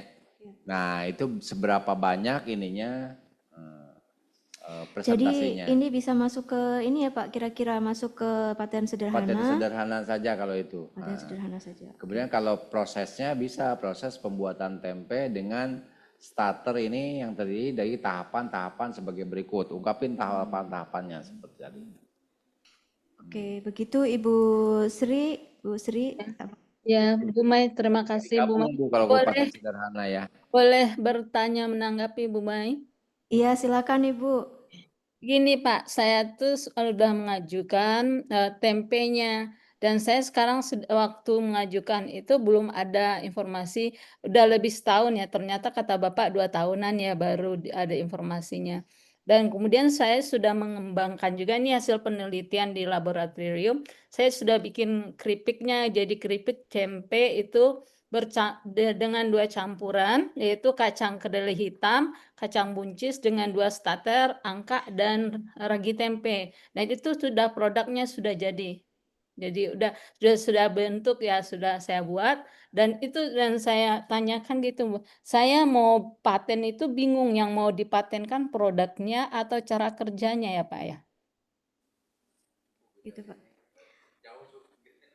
Jadi Bu Sri Yadial Halid ini bingung Pak, yang mau dipatenkan itu produknya atau metodenya itu. Izin Bu Sri, apabila memang produk tersebut dibuat dengan komposisi yang memang sudah ada, sudah biasa orang pakai, nah Ibu berarti apa namanya kebaruannya sudah terungkap ya Bu ya.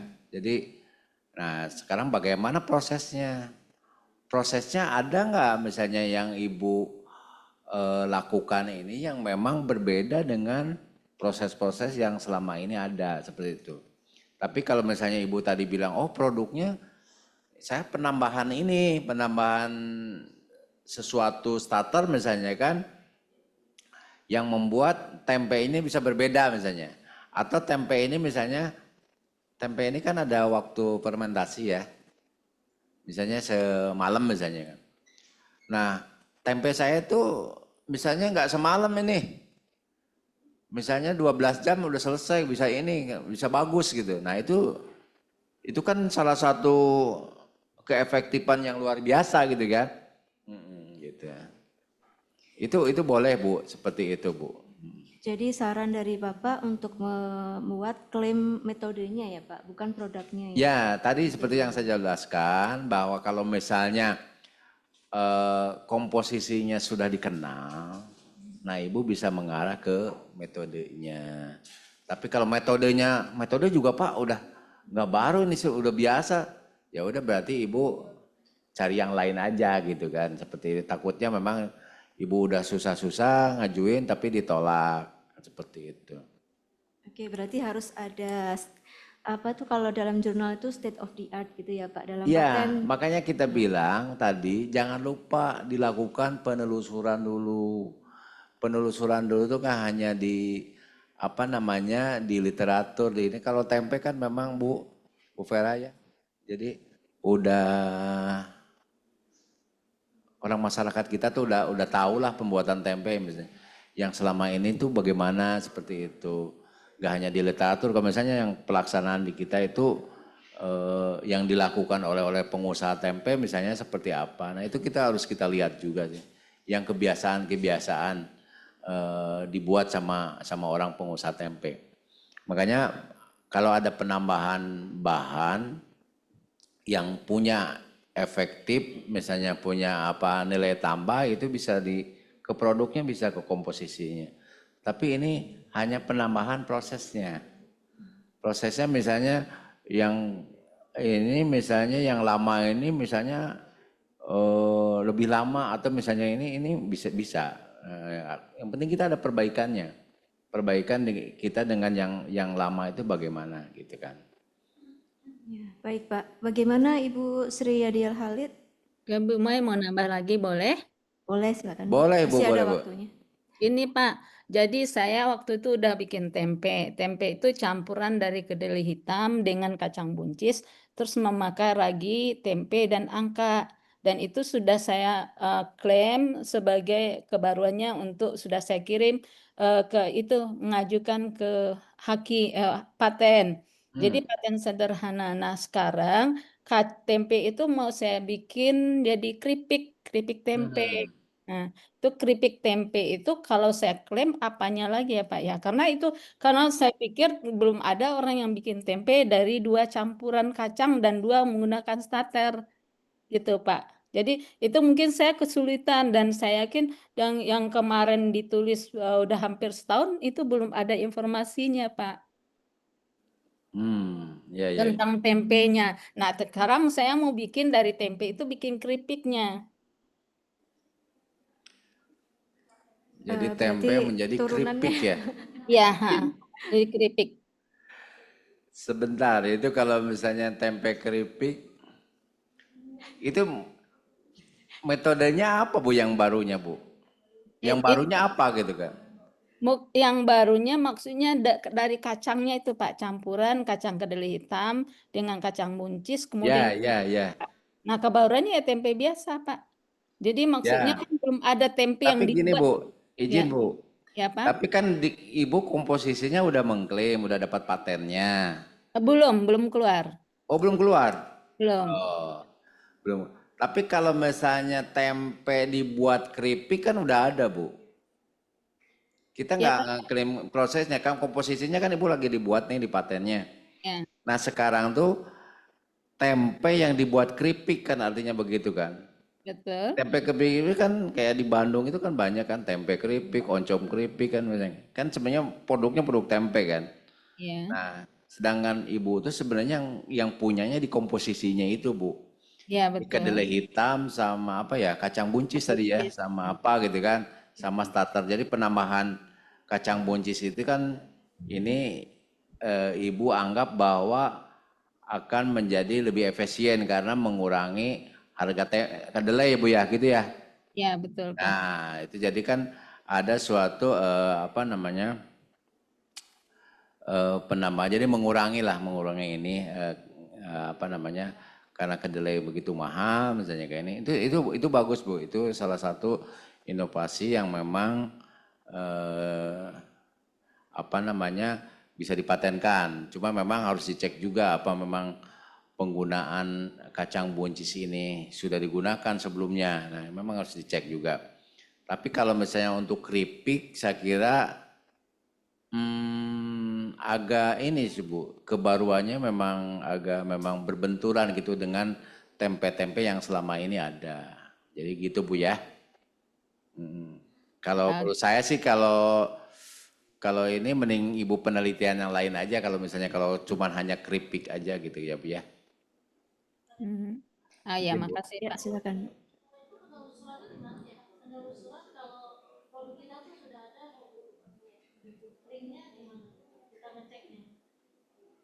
Penelusuran invensi sebelumnya Pak. Itu bisa di Google paten, bisa di Google paten, di Google aja tuh ketik Google paten atau di epspasnet.com coba. Oke, baik. Kita beranjak ke penanya berikutnya. Silakan Bu Neng. Tapi Bu Sri udah jelas kan Bu Sri ya? Sudah tadi Pak, sepertinya. Sudah Pak, Ya, alhamdulillah. ya Bu ya. Ya, terima kasih Pak. Sama-sama Ibu. Assalamualaikum warahmatullahi wabarakatuh. Waalaikumsalam. Terima kasih Bu Mei atas kesempatannya. Perkenalkan, nama saya Neng Tresna dari Prodi Kimia UNJ. Terima kasih Pak untuk pemaparannya. Ya. Jadi hari ini saya mendapat ilmu baru juga terkait penulisan paten. Karena terus terang biasanya saya sebelumnya itu pernah menulis paten, tapi langsung praktek itu Pak, tanpa teori terlebih dahulu gitu. Jadi meniru dari paten yang sudah ada gitu. Seperti itu Pak. Yang saya ingin tanyakan Pak, terkadang saya masih merasa abu-abu ya antara data ini untuk publikasi atau untuk paten. Misalnya saya itu ada penelitian terkait gasifikasi dari biomas menghasilkan gas dan biokarbon. Nah, untuk hasil penelitian tersebut sudah disubmit. Namun untuk yang produk biokarbon sendiri rencananya mau dibuat paten gitu Pak. Apakah kalau jadi tapi produk biokarbon ini tuh sudah ada dimension di draft publikasi gitu Pak. Nah, rencananya produk biokarbon ini ingin dibuat patennya, tapi yang khusus membahas produk biokarbonnya aja gitu Pak. Apakah itu bisa atau bagaimana ya Pak? Iya. Karena sudah ada Yang dipublikasi tadi yang mana Bu? Kan Bu ada 2 tuh. Ya, yang Biokarbon. yang dipublikasi itu proses gasifikasi menghasilkan gas dan produk bio oil Pak. Nah dari bio oil ini tuh ada proses lanjutan menghasilkan biokarbon gitu Pak. Di publikasinya, tapi di publikasinya itu mungkin tidak terlalu dibahas biokarbon karena produk sampingnya gitu, bukan produk utama dari gasifikasi gitu Pak. Mungkin saya bisa menggarisbawahi antara ini Pak, perbedaan antara paten dengan publikasi. Jadi mana yang harus dipilih sebagai paten, mana yang harus dipilih sebagai publikasi gitu Pak. Dan apakah memungkinkan ya kalau misalnya sudah ada di publikasi tapi dibuat patennya gitu. Nah, jadi yang mana yang harus terbit terlebih dahulu, apakah itu paper ataukah patennya gitu Pak. Izin Bu, kalau di paten itu di pasal 6 sekarang ada grace period ya. Batasnya itu dulu 6 bulan ya. Sekarang tuh 1 tahun. Jadi Ibu yang untuk penelitian ini batas waktunya 1 tahun. Jadi bagaimana kalau misalnya kita sudah terlanjur dipublikasi misalnya kan. Kalau sudah terlanjur publikasi yang melewati grace period itu, maka kita harus buat improve-nya. Improve-nya seperti apa? Tadi Ibu misalnya oh yang prosesnya sudah ini, tapi ini hasil akhirnya itu ada biokarbon misalnya kan. Itu boleh aja, cuman misalnya jangan terungkap di sana. Tapi kalau ke depan, jadi untuk mencegah hal seperti itu, kalau bisa paten dulu Bu. Paten dulu, masukin aja datanya di paten, terus baru Ibu publish. Bukan ini ya, jangan kepikiran bahwa sampai granted, enggak. Sampai submit aja. Jadi sampai submit di paten langsung publikasi nggak apa-apa. Jadi bukan, oh itu nunggu patennya granted, enggak. Submitnya jadi daftar dulu gitu kan. Dapat filing dulu gitu kan. Jadi kalau bisa paten dulu gitu Bu. Tapi kalau udah terlanjur yang tadi nanti di latar belakang siasatnya, di latar belakang Ibu sebutkan bahwa invensi terdahulu telah diungkapkan dalam jurnal ini, Scopus misalnya bla bla bla bla ini dengan inventor sama misalnya Ibu nggak apa-apa, sama ini mengungkapkan bla bla bla ini. Namun ini perbedaannya di ini seperti itu.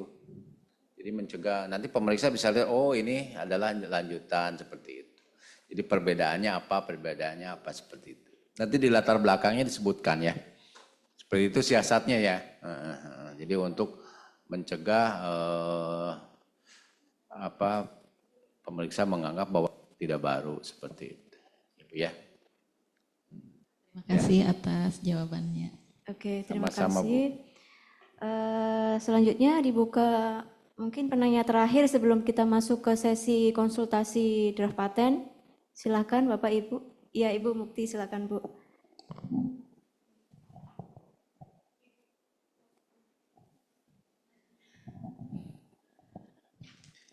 Baik, terima kasih. Assalamualaikum warahmatullahi wabarakatuh. Waalaikumsalam warahmatullahi wabarakatuh. Atur nuhun Pak Dadan, ilmunya banyak banget.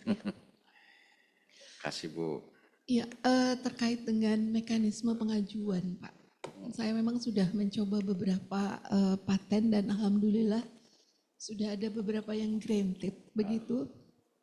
Cuma memang betul yang tadi Pak Dadan sampaikan bahwa ternyata waktunya lama ya gitu. Begini Pak Dadan, dalam suatu periode usulan proposal atau usulan hibah, memang kita kadang itu diminta yang agak menyulitkan peneliti atau kami sebagai dosen begitu. Contoh misalnya, saya mendapat hibah tahun 2024-2025 begitu ya. Biasanya kontrak pendanaan itu mulai Maret sampai Desember. Nah, tagihan yang harus dipenuhi contoh, publikasi pada jurnal tertentu begitu. Kemudian haki, paten dan seterusnya. Mau tidak mau untuk mendapatkan hibah kita harus berani melangkahkan Pak. Di antaranya misalnya kita mengajukan paten. Ternyata memang periodenya nggak bisa terpenuhi dalam 1 tahun Pak. Karena contoh paten sederhana itu paling cepat saya dapat itu 1,5 tahun granted. Itu pun dengan perjalanan panjang ya Pak ya. Mendaftar ke LPPM, LPPM mendaftar ke DJKI, kemudian ada dari DJKI ada informasi untuk publik untuk paten sederhana misalnya 6 bulan baru ada pemeriksaan substantif. Kemudian dari pemeriksaan substantif, kadang kita juga tidak tahu ini siapa pemeriksa substantifnya. Nah, mekanisme setelah pemeriksaan substantif itu yang kadang-kadang membingungkan kami sebagai peneliti. Contoh, ini siapa ya pemeriksa substantifnya? Contoh misalnya, oh ada kadang mencantumkan nama dan bukan nama lah, nomor telepon misalnya. Nomor teleponnya sekian begitu. Kami hubungi kadang bisa, kadang tidak begitu. Nah, bagaimana kita bisa berkonsultasi secara intensif? Selama ini saya memang mendapatkan nomor-nomor pemeriksa substantif saya dari hasil pemeriksaannya. Sehingga kami bisa berkonsultasi. Baik datang ke DJKI atau lebih sering dengan online begitu. Jadi online. Adakah yang pertama ya Pak pertanyaannya? Pemeriksa substantif ini saya melihatnya memang apakah ada bidang-bidang khusus di setiap pemeriksa substantif atau ada global begitu sehingga kadang-kadang kita memang harus menjelaskan ulang. Oh maksudnya begini begitu. Nah itu yang pertama. Jadi apakah ada pembagian khusus untuk para Bapak Ibu pemeriksa substantif berdasarkan topik atau misalnya keilmuannya begitu? Itu yang pertama. Kemudian yang kedua. Setelah ada pemeriksaan substantif sebaiknya apa yang dilakukan oleh peneliti? Menghubungi langsung atau kami dari menunggu, kalau saya selama ini proaktif menghubungi melalui nomor kontak yang diberikan sehingga saya bisa berkomunikasi dan bisa berkonsultasi. Cuma kadang-kadang memang itu gambling juga Pak, kadang bisa kadang tidak begitu. Sehingga kami menunggu saja sampai ada pengumuman DJKI. Itu yang kedua. Jadi bagaimana kita bisa intens berkonsultasi dengan pemeriksa substantif. Kemudian yang ketiga, apakah ada remunerasi tersendiri untuk pemeriksa substantif yang memang ada besaran yang harus dikeluarkan oleh peneliti. Karena itu sebetulnya kalau itu memang ada secara statement bahwa per jam sebagai pemeriksa substantif seperti narasumber dan seterusnya itu bisa diklaim ke dana penelitian. Tapi kalau tidak ada itu kami juga jadi bingung gitu. kita tidak enak dengan Bapak Ibu pemeriksa substantif yang sudah meluangkan waktu, tapi kemudian juga kita bingung ini klaimnya bagaimana gitu. Terus terang selama ini mungkin karena kebaikan dari Bapak Ibu pemeriksa substantif, gimana ya Pak, ya sudahlah Ibu pokoknya selesai penelitiannya gitu. Cuma kan kita jadi tidak enak juga kalau tidak bisa dipertanggungjawabkan begitu Pak. Kan tidak enak juga dengan Bapak Ibu pemeriksa substantif yang selama ini mungkin kalau saya banyak dibantu ya. Karena pertemanan lah atau karena mungkin saya kenal ini gitu.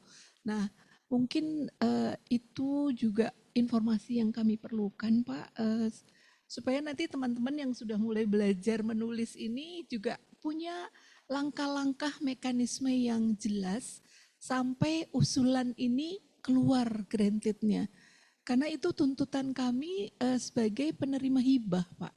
Penerima hibah yang memang harus, walaupun misalnya, alhamdulillah sudah didaftarkan, itu bisa dipertanggungjawabkan sebagai luaran.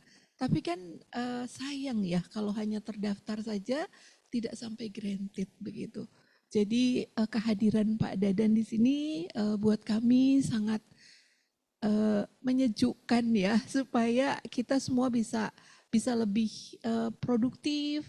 Prodi juga memiliki dosen-dosen yang bisa menulis paten sampai ke granted, itu harapannya. Di sini juga banyak dosen-dosen muda yang mungkin membutuhkan informasi yang lebih lengkap. Mungkin itu Bapak, terima kasih. Assalamualaikum warahmatullahi wabarakatuh. Waalaikumsalam warahmatullahi wabarakatuh. Terima kasih Ibu pertanyaannya. Ini mirip sama yang saya tanyakan tadi pagi ya Pak. Jadi semangat apply sudah membuat isian format patennya, kemudian diajukan ke LPPM. Habis itu setahun 2 tahun nggak ada kabar, ya udahlah pasrah aja lah gitu. Itu yang mungkin bagaimana caranya untuk mensiasati mekanisme pengajuannya itu Pak. Izin Bu Prof ya, izin jawab. Jadi memang ini harus LPPM-nya seaktif sih Bu. LPPM itu mau gak mau seaktif. Jadi memang terkait dengan permohonan yang tadi Ibu bilang bahwa sederhana dipublikasi 6 bulan, itu yang sebelum Ciptaker. Jadi sekarang Ciptaker itu cepat Bu.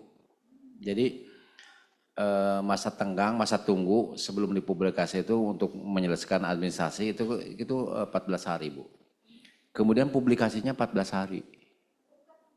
Udah enggak, itu sekarang Ciptaker Bu, ada undangan Ciptaker itu tahun 2022 udah terbit. Omnibus Law dulu kan. Nah itu berdampak juga memang ke pemeriksanya Bu. Pemeriksanya sekarang dikejar-kejar waktu untuk menyelesaikan seperti itu. Ya pokoknya ada Ibu Ciptaker, itu ada tentang paten sederhana, ada di situ bahwa masa tunggu 14 hari dan publikasinya 14 hari. Nah itu tadi Bu, jadi memang banyak universitas memang yang mengejar submit. Izin seperti yang dari UNAN ya, Universitas Andalas ini, dia di tahun 2020, 2000 itu memang dia rekor Bu. Itu rekor permohonan paten yang terbanyak. Tapi apa? Karena dia daftarnya asal-asalan, asal submit, kemudian permohonannya itu setelah direview sama pemeriksa itu banyak yang dianggap ditarik kembali Bu. Jadi dia tidak bisa respon, dia tidak bisa jawab apa yang disampaikan pemeriksa, dan memang dia ngejar submit gitu Bu. Nah bagaimana supaya mensiasatinya? Sebenarnya Ibu bisa mengirim surat ke kantor paten untuk bisa berkonsultasi teknis misalnya. Untuk ini pemeriksa nomor-nomor berapa, misalnya kami mau mengadakan konsultasi teknis. Seperti yang berlaku dari Undip, semua itu pada begitu Bu. Ke direktur aja Bu, direktur paten aja. Ya kami misalnya tulis nomor-nomornya, nanti di sana dicariin nomor, ini siapa sih nomor ini yang megang megang patennya siapa, nanti bisa online, bisa ini. Kemudian yang tadi Ibu bilang bahwa itu pemeriksa nggak ada tarif-tarif Bu, nggak ada soal-soal yang tadi itu tadi.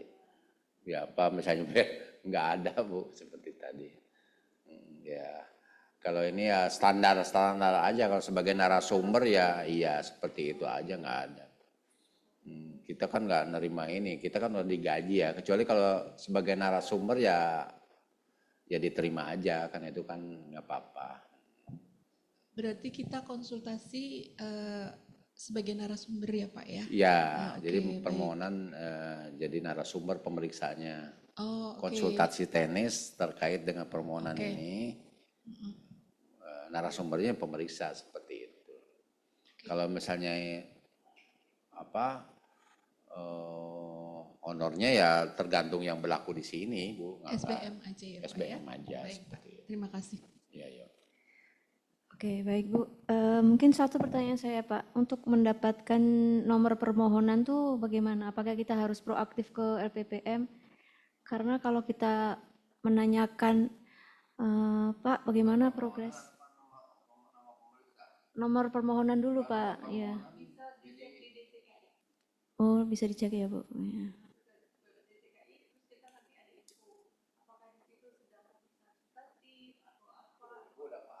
Iya, iya Bu. Terima kasih Bu. Baik, ini mungkin kita bisa coffee break atau mau lanjut dengan pemeriksaan ini draft paten, Ibu bagaimana? Coffee break 10 menit, oke. Kita coffee break dulu 10 menit, nanti lanjut sekitar jam 10.20 ya untuk melakukan pemeriksaan draft Pak. Terima kasih.